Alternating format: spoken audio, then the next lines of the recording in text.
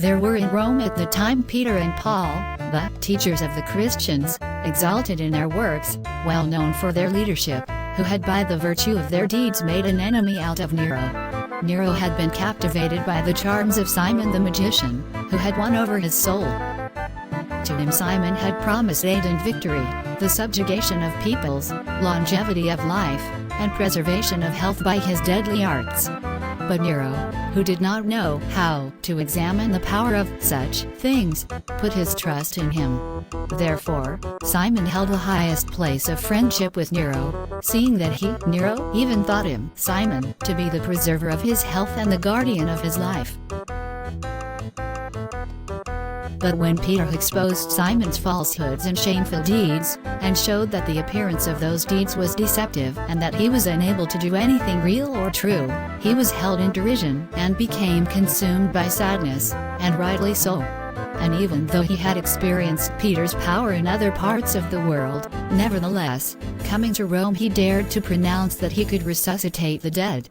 There was at that time in Rome a youth in noble birth who had died, a relative of Caesar, whose death was universally mourned. Many suggested looking into whether it was possible for him to be revived. Peter was held to be the most famous for such works, but among the Gentiles no stock was held in these kinds of acts. But sorrow demanded a remedy, and a procession came to Peter. But there were still those who argued for summoning Simon. Both came forward. Peter said to Simon, who had been boasting about his power, that he would give him first try to resuscitate the dead man, if he were able. But if he should not revive him, he was not going to be absent, so that Christ might bring strength to the deceased, by which he would be able to rise again. Simon, who thought that his arts would prove particularly potent in a city with so many Gentiles, proposed the condition that, if he should revive the dead, Peter should be slain. Peter, who had invited harm on himself by provoking the great power, for so Simon was called. But if Peter should genuinely prove more powerful, then he could avenge himself in a similar way against Simon. Peter acquiesced, and Simon began. He approached the bed of the deceased and began to recite incantations and mutter ominous sounds. The head of the man who had died was seen to move. A great clamor arose among the Gentiles, as though he were now alive, because he was speaking with Simon. Wrath and indignation rose against Peter, because he had dared to pit himself against such a power. Then the holy apostle demanded silence and said, "If the deceased is alive, let him speak. If he has been revived, let him arise, let him walk, let him say something." He said that it had been an apparition, not true, that the head was seen to have moved. Thereafter, Peter said, "Let Simon be moved away from the bed, so that then there would not be any pretense." Simon was led away from the bed, and he who had died remained without the appearance of any motion whatsoever. At length Peter stood up and, orienting himself internally with a brief prayer, said in a loud voice, "Young man, arise. The Lord Jesus heals you." And immediately the youth arose and spoke and walked around and took food, and Peter restored him to his mother. Peter, when it was requested that he not leave the boy, said, "Let him not forsake the one who made him arise, whose servants we are. Rest secure, O mother, fear not for your son, for he has his protector." And when the people rose up against Simon so that he was going to be stoned, Peter said, "It is sufficient punishment for him to know that his arts have no power. But let him live and, though he be unwilling, he may watch the kingdom of Christ grow." The magician was tormented by the glory of the apostle. He recollected himself and summoned the full power of his incantations.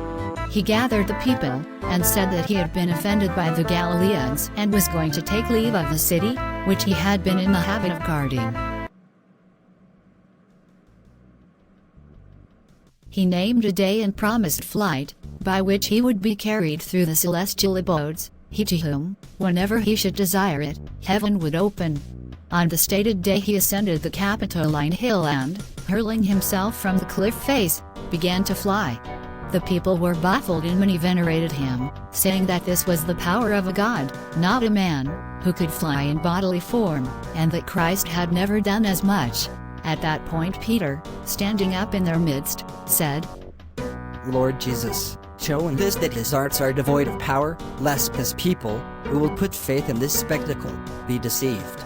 Let him drop, Lord, so that while still living, he may know that he was able to do nothing. And immediately, at the voice of Peter, the mechanism of wings that he had acquired became entangled and he dropped. Yet he was not killed, but with a broken and crippled leg he retired to Arisha, and there he died. Nero, when he learned of this, was very put out at having been deceived and at having been deprived by the fate of such a friend, and that a man useful and indispensable both to him and to the common good had been removed. Indignant, he began to seek grounds on which he might put Peter to death. And now the time had come for the holy apostles Peter and Paul to be called home. And thereafter, when orders had been given that they should be arrested, Peter was asked to remove himself elsewhere.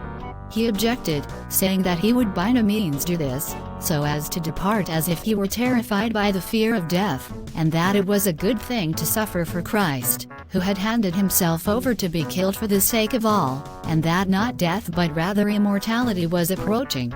What an indignity if he should flee the suffering of his body! He who had compelled many by his teaching to offer themselves as sacrifices to Christ was obligated also to follow the call of his Lord, so that he himself might bring honor and glory to Christ by his suffering. These and other things Peter put forward as excuses, but the people besought him with tears not to give himself up and to depart from the unrest among the uproars of the Gentiles.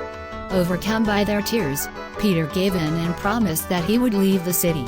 Soon, after the brothers had bid him farewell by night, and after a brief prayer had been made, he began to go forth alone.